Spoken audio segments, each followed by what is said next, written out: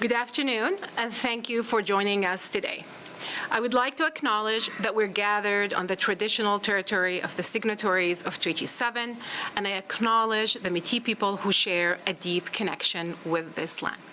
My name is Nagwan Al-Guneid, and I am the MLA for Calgary-Glenmore.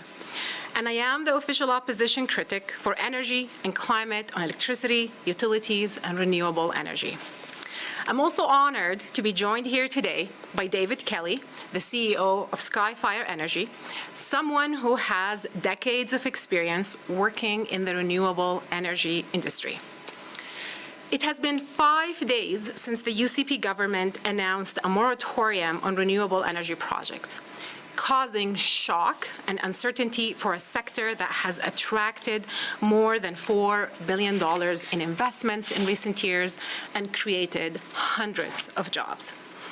This is happening at a time when corporations from oil and gas to tech to oil sands, to even banks and retail are buying a lot of gigawatts of renewable energy to power their operations with clean energy and to meet their environmental and social commitments. This freeze is coming when Alberta needs more low-cost energy supply and is looking to attract new investments to grow and diversify the economy. I have personally spoken with many leaders in the industry, both incumbent generators and renewable energy companies. No one was consulted. No one saw this coming. Curtailing renewables and changing the rules of the game without warning creates uncertainty and undermines confidence in our regulatory environment and in other industry. In southern Alberta, the renewables boom has built a multi-billion-dollar industry that supports the local economy, provides revenue to local municipalities, and rents to the landowners. Many solutions are available further to advance a reliable, affordable, and low-emissions grid. Alberta can be a leader in oil and gas, oil sands, and in renewables. Alberta can be a leader in all forms of energy. All Daniel Smith could have done is consult with the experts and then kept the province open for business. I'm happy to turn things over to an expert in renewables and a business leader, David Kelly, to explain the impact of this pause on the industry. Thank you, Nagwan. My name is David Kelly, and I'm the CEO of Skyfire Energy. I've been working in the renewable industry for the last 22 years. I'm stunned by the decision of the government to pause all large-scale renewable energy projects. I have never in my career seen something like this happen here in Alberta. There's no inkling, there was no warning that the UCP would shut down our entire industry. I don't know of anyone who was consulted about this plan. As Nagwan said, none of the industry leaders that I've spoken to heard anything about this. It has far-reaching impacts on our industry. I understand that the first conversation with the Minister and the Renewable Energy Association happened just as the announcement was made. I worry that the impact that this announcement will have on the industry and on investment and job creation in Alberta. It creates uncertainty, it will cause delays for years to come, but it also sends a message that the Alberta government isn't interested in working with the industry. People who have been working through the system have been spending money at every stage. There are some projects who are awaiting final decisions who are now stuck in limbo. They've been spending their own money or money that they borrowed on a process that is now frozen. It's important to know that the money is being invested as highly portable and will likely be invested outside of Alberta in business-friendly jurisdictions. We already know about projects that are being prioritized and built in the United States over Alberta. This short-sighted decision will set us back as an industry and as a province.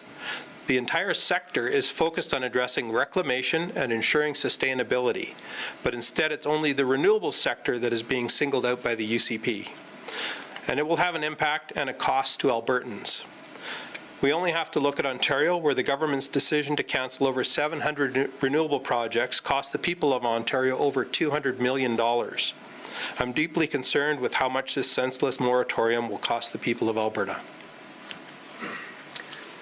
Thank you so much, David. Alberta is already a leader in the renewables sector and should continue to be a leader. But instead, because of this self-defeating moratorium, we risk being left behind. Danielle Smith and her government are risking Alberta's reputation and economy with this moratorium. By blocking people from building more generation, the UCP is going to make electricity more expensive for Albertans. I'm calling the Premier and Minister Nathan Neudorf to reverse before they do irreversible damage to Alberta. Thank you, and we would be happy to take questions you might have.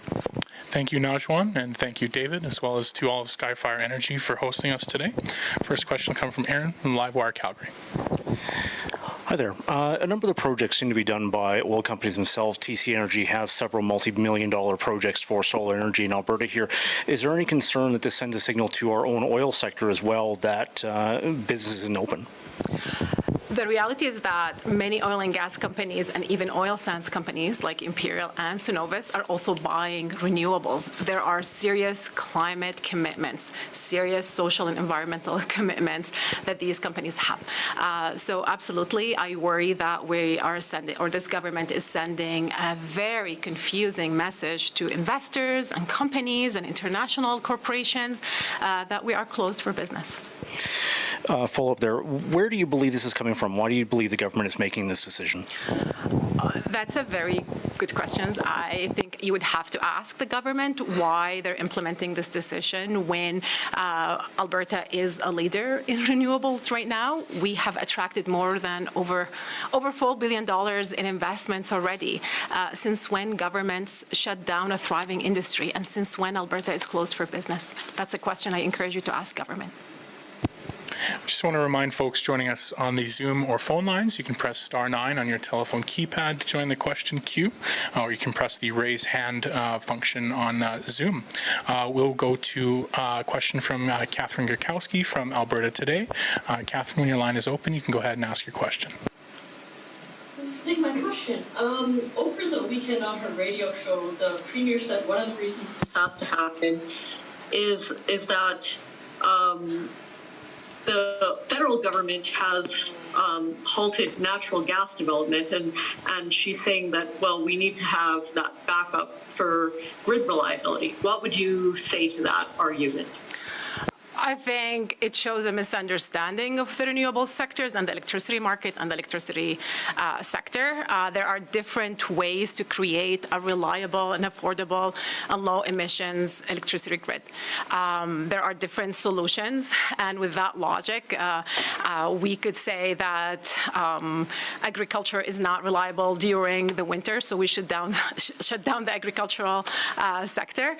It makes no sense. There are different solutions that many innovators and renewable energy companies are already working towards that, like storage, like provincial interties. There are many ways to maintain a reliable grid.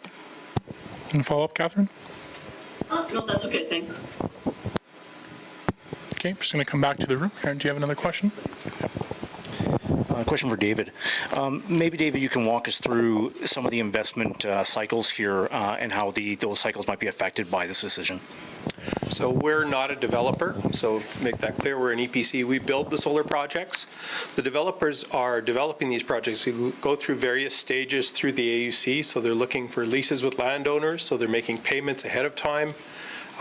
So there's money being invested there. They do environmental studies. They do impact connection studies. They do pile testing and all those geotechnical studies prior to a project being built. And so all those investments now are at risk. And, why would you come to a province where those things could be shut down at any point in time? So it does create a chill in investment in Alberta. What does that mean to your company, obviously, doing the actual installation side? So on the installation side, a majority of our work is on the smaller scale projects which haven't been affected. We are building a project with a joint venture partner for TC Energy. That project has been approved. It's moving ahead. It's all going through.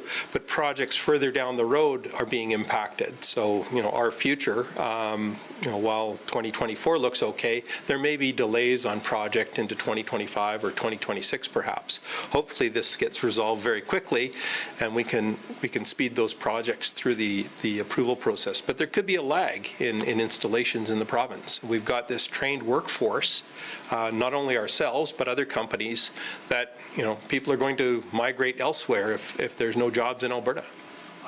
One other for me, what does a 7-month delay mean for those jobs? It could, delay projects being started and being built, and people will look elsewhere for work, perhaps.